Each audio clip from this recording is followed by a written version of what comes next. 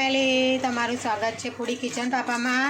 આજે આપણે મોદક બનાવીશું। તેના માટે મેં કઢાઈ લઈ લીધી છે। તેમાં આ રીતે કોપરું નાખ્યું છે, છીણ જે આવે સૂકું તે આ રીતે આપણે નાખ્યું છે। તેને શેકી લઈશું। પહેલાં થોડું સાઈડમાં મેં થોડું પાણી મૂકી દીધું છે। આપણે ચોખાના લોટના મોદક બનાવીશું એટલા માટે આ રીતે પાણી મૂકી ગરમ થોડું થશે એટલે આપણે તેમાં ચોખાનો લોટ નાખી અને બાફવાનો છે। જે પાણી મૂક્યું છે તેમાં થોડું આપણે ઉકળ્યા પછી થોડું તેલ રેડી દેવાનું। આ રીતે થોડું હસેકો ગરમ પાણી થાય એટલે થોડુંક તેમાં તેલ રેડી દેવાનું આપણે। તો કોપરાને જો આ રીતે આપણે શેકી લઈશું। થોડું કડક ને એવું થાય ત્યાં સુધી તેને શેકીશું ધીમા તાપ ઉપર એકદમ। આપણે થોડું કેસર નાખી દીધું છે અંદર। તેને આપણે તેલ કે ઘી રેડવાનું નથી, ખાલી એમનેમ કોરું જ શેકવાનું છે આ રીતે।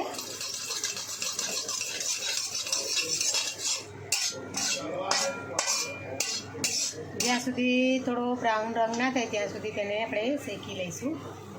પાણી ઉકળીને રેડી થઈ ગયું છે। હવે તેમાં આપણે ચોખાનો લોટ નાખી દઈશું આ રીતે।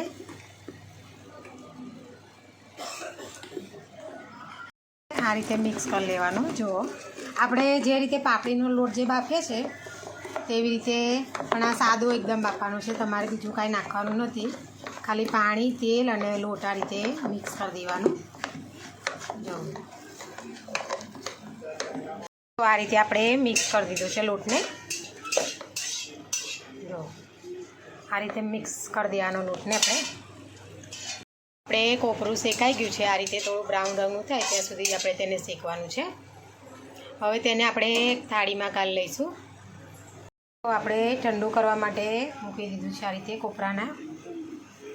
જે લોટ બાફ્યો તેને પણ આ રીતે આપણે વાસણમાં લઈ લઈશું, તેને પણ ઠંડો થવા દઈશું। લોટ પણ આ રીતે થોડો ઠંડો થઈ જાય એટલે તેને હાથથી મસળી કાઢવાનું છે। આ રીતે આપણે એકદમ તેને સ્મૂથ બનાવી દેવાનો છે।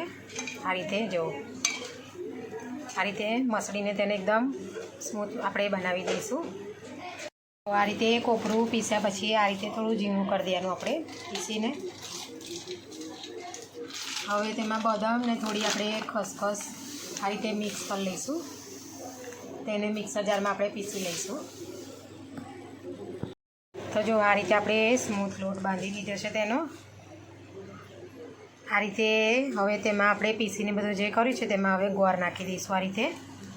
હવે તેને મિક્સ કરી લેવાનું છે આ રીતે। કોપરું, બદામ, ખસખસ અને ગોળ મિક્સ કરી દેવાનું આ રીતે। જો તેનું આપણે માવા જેવું બનાવી દઈશું થોડું। જો આ રીતે આપણે લોટ બાંધ્યો અને માવો રેડી કર્યો હતો। આ રીતે જે મોડ આવે છે મશીન તેનું બનાવવાનું મોદકનું, તેમાં આ રીતે આપણે લોટ જે લીધો બાફ્યો છે તેને આ રીતે કરી દઈશું। તેને હવે આ રીતે આપણે ફિટ કરી દેવાનું છે। હવે તેમાં આપણે માવો જે બનાવ્યો છે તે ભરી દઈશું અંદર આ રીતે। આ રીતે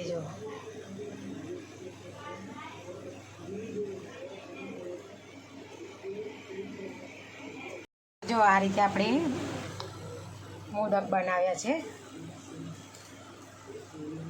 તેવી રીતે આપણે બધા મોદક બનાવી લઈશું। જો આપણે મોદક બનાવીને રેડી કર્યા છે આ રીતે બધા।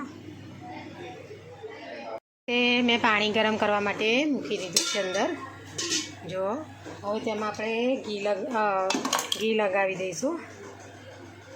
તેલ ઘી તમારે જે લગાવવું હોય તે લગાવી તમે શકો છો।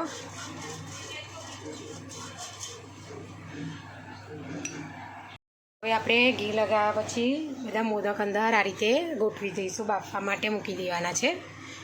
આપણે ગેસ એકદમ તમારે ધીમો રાખવાનો છે। પાણી ઉકળ્યા પછી આપણે આ રીતે અંદર બધા ગોઠવી દઈશું મોદક। રીતે આપણે બધા મોદક ગોઠવી દીધા છે।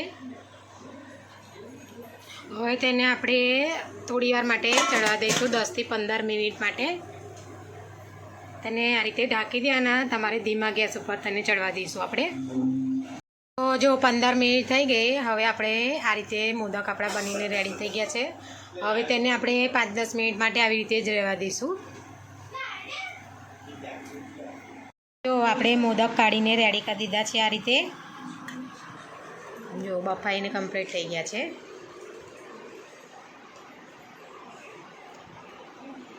જો અમારી વિડીયો તમને પસંદ આવી હોય તો લાઇક, શેર, સબસ્ક્રાઈબ કરવાનું ભૂલતા નહીં.